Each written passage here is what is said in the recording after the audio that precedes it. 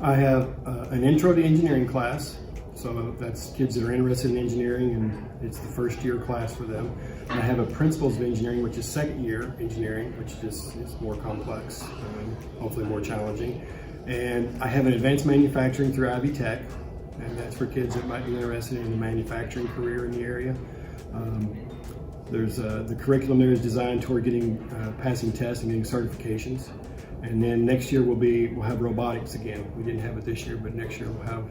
We use Vex Robotics there, and the kids basically build robots and then run them. Yeah, in the advanced manufacturing right now, the kids are working on what's called an MSSC safety certification that manufacturers in the area they like to see that if somebody comes in and applies, they like to see that certification.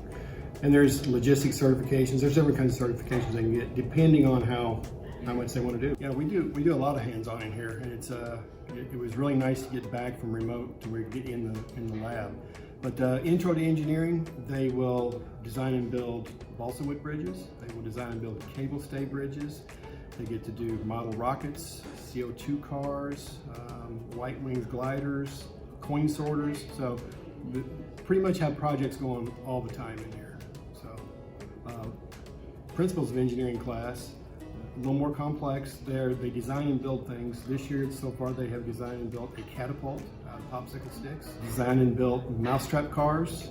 And in there, they'll do more drafting. We do some manual board drafting in there, where they will learn about multi-views, isometrics, and pictorials.